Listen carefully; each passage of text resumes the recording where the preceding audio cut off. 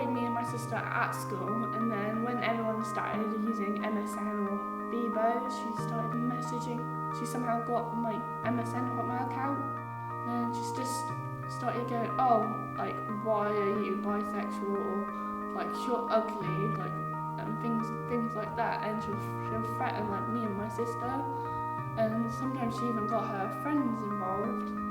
I don't understand how or why people think that's acceptable or what they get out of it, because at the end of the day they're just hurting someone. The pain and suffering words can cause is so devastating, people feel like the only way to escape is to end it all.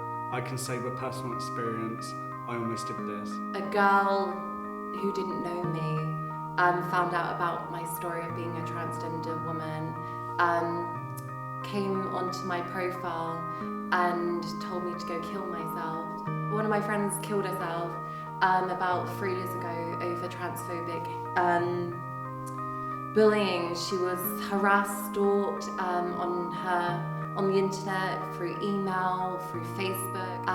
People don't understand that actually, it's only online, it's not to your face, it's only on the keyboard and stuff, but words hurt, whether it's to your face or even on a screen. If someone's continuously reading that they're a bad human being for being trans or gay or whatever, it's gonna take an effect. I used to get told a lot to go kill myself on Facebook for being trans, and it did affect me, and I was it made me insecure about myself, ashamed. I was on MSN one day, and my friends added me to a group chat, and they added a bunch of people that had been bullying me at school, people I didn't even know either.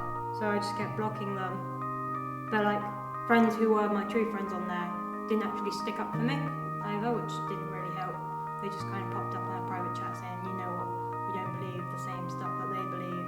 I just had to keep blocking them and just hope for the best, really. When I was at school, when it all began a few years ago, it kind of really bashed at my self-esteem. I wasn't the most confident person anyway, but even then, these things take their toll, and then I just found myself feeling worthless and all this, and I had no friends. And even now, 5 years later, it's still, I wouldn't say it's the major influence in my personality now, but it still has a clear effect, because I'm still shy, I'm still reserved around people, and I never used to be like that when I was younger. I didn't really see it as bullying at the time, because it's just name calling on the internet, which people just seem to do for fun. But when a large group of people do it, it just stops being that trivial joke everyone thought it was, and then it becomes something more serious. Because it's on the internet, people don't really think they should do anything to deal with it, but bullying is bullying, and there has to be a line somewhere. When it starts making you feel a bit down about things and stops being a joke to you as well, that's probably when you should go and do something about it. Like a few years ago, I had a lot of people bullying me online.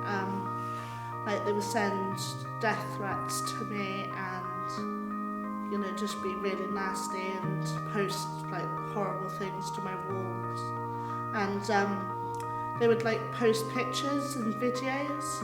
It wouldn't be of me, but it was pretty obvious that it was aimed at me, and you know, they were just really, really horrible. I didn't want to go out because I thought if I went out, people would just pick on me, and you know, and I just got really isolated. I've just recently taken practice in this kind of cyberbullying by my best friend's girlfriend, because she can't stand me and him being together, and she's made very harsh comments calling me a whore, saying I'm a slag, and messaging my boyfriend and stuff like that, saying that I'm cheating on him. And now my best friend has stopped contact with me because he's scared that his girlfriend is going to do something to both of us, and he can't stick up for himself. And yeah, so I've lost a friend. Actually, she did make a Facebook post asking, because I knew personal information about her, and her boyfriend, my best friend, must have shared that to her. And she posted on Facebook and she asked loads of people, and then those people gave me grief about it. And she did hack into my Facebook, this was last year, and and she put a picture of a vagina as my profile picture.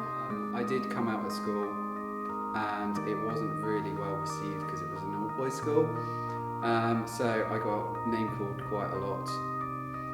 And yeah, it kind of got to that point where it was a bit of a joke and then too many people were doing it, so it actually became more serious. Yeah, it kind of affected me quite badly and I kind of lost quite a lot of self-confidence and it's taken me quite a while to get over it.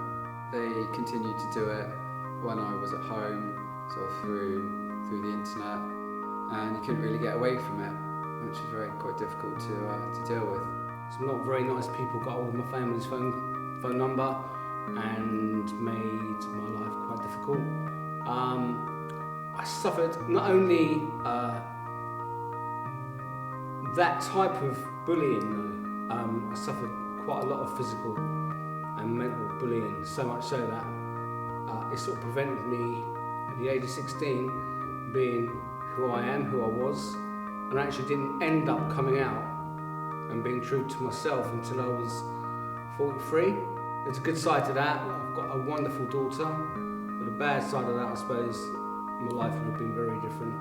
I would have led a different path. If there'd have been such like a group like this, like Space for me back when I was 16, and I would have had the confidence and encouragement to do what I needed to do, my life would have been very different. But basically what I'm saying is cyberbullying can take many different forms, and back then it was via text and phone. You can block them by not replying, responding, deleting their messages, deleting them, blocking them on Facebook, report them.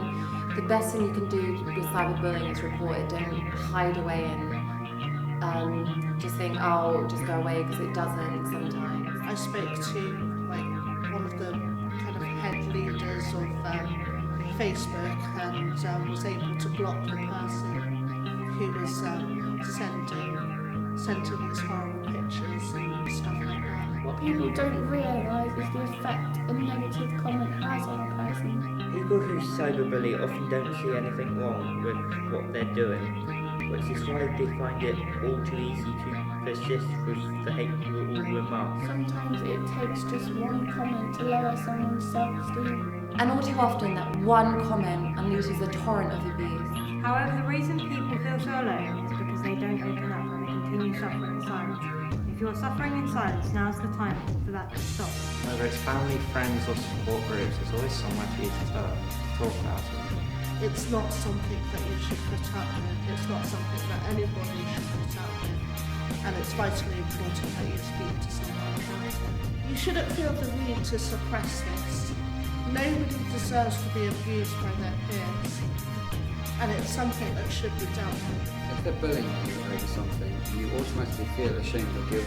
Whatever the reason might be, what's very important to know is that you shouldn't feel ashamed or guilty. It's about being you and realising your full worth. You are unique and there is only one you in this world.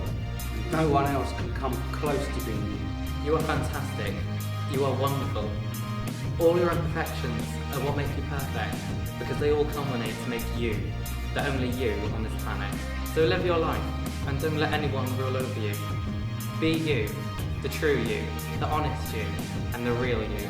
Love yourself, everything about yourself. Embrace who you are, and don't let anybody get you down.